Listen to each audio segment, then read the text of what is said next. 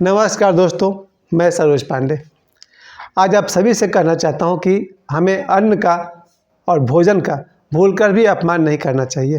ये बहुत पुरानी बात है, लेकिन मैंने अपने अनुभव से देखा है कि मुझे एक बार मुंबई के संघर्ष के दिनों में लगभग 3 महीना तक बहुत थोड़े से भोजन से गुजारा करना पड़ा।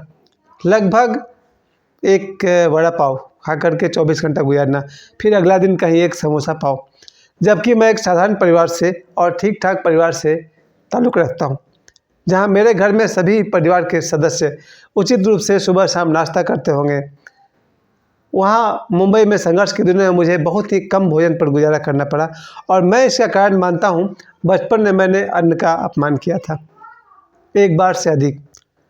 मैंने देखा है अपने घर के बुजुर्गों को, बड़े बूढ़ों को, जब उनके सामने भोजन आता है तो कैसे वो थाली के सामने बैठकर एक बार वो लोग भोजन को प्रणाम करते हैं, उसके बाद वो लोग भोजन प्रारंभ करते हैं। अभी तक हाल तक मैं देखता हूँ, मैं कई घरों में जाता हूँ तो मैं देखता हूँ लोगों को, जब उनके सामने भोजन की थाली आती है तो पहले वो लोग भोजन को प्रणाम करते हैं और उसके बाद भोजन करते हैं। अर्थात भोजन के लिए ईश्वर को धन्यवाद करते हैं, अन्न देवता को धन्यवाद करते हैं। वो कहते हैं ना, अन्नपूर्णा माता, उसको धन्यवाद करते हुए लोग भोजन ग्रहण करते हैं। ये मैं अपने बल पे कहता हूँ कि बचपन के दिनों में जब मैं क्लास 10 के आसपास पढ़ाई करता था, उस समय की बात है। माँ जब भोजन बना कर देती थी तो मेरे नखरे बहुत थे, ऐसा भोजन चाहिए, वैसा भोजन चाहिए। यानी कि माँ के बनाए हुए खाने में कहीं न कहीं मैं दोष निकाल देता था। मुझे नहीं मालूम था कि भोजन में दोष निकालना भोजन का अपमान है। हो सके तो भोजन का अपमान नहीं करना चाहिए। भोजन जैसा ही बना है आप अपने सुझाव दे दीजिए, अपनी राय दे दीजिए, लेकिन ये कह देना कि भोजन खराब है, ये अच्छी बात नहीं है। हमें देखा जाए तो किसी भी वस्तु का अपमान नहीं करना चाहिए। सिर्फ भोजन क्यों, जूते हो, चप्पल हो, कपड़े हों, अलमारी हो, घर का कोई भी वस्तु, कुर्सी हो, का हमें अपमान नहीं करना चाहिए। हो सके तो हमें सजीव और निर्जीव में भेद ही नहीं देखना चाहिए। और आज मैं कहना चाहता हूँ भोजन के बारे में। भोजन एक ऐसी चीज़ है जो कई बार किस्मत से मिलती है। सुबह का नाश्ता भी छूट जाता है अगर भाग्य साथ न दे तो। ये मेरा अपना देखा हुआ चीज़ है, आप सभी भी जानते हैं। भोजन आपके सामने आते आते रह जाती है और तभी आप कहते हैं कि हमको कहीं जाना है काम पर। यही मेरा आज का संदेश है आप सभी के लिए। किसी भी हाल में भोजन किसी और ने बनाकर आपको दिया हो, उसमें आप दोष मत निकालिए, अरे ऐसा हुआ है, अच्छा हुआ नहीं है, खराब है। जब भी कोई आदमी मेरे सामने भोजन की बुराई करता है कि अरे ये अच्छा नहीं बना है, ये खराब बना है, तो वो आदमी सत्य तो कह रहा होगा, लेकिन ये व्यवहार उचित नहीं है, शिष्टाचार के दायरे से बाहर है। मैं तो कहूँगा, विनम्रतापूर्वक मैं कहूँगा, मेरे पिताजी हमेशा कहते हैं कि रोटी की भी एक कहानी होती है।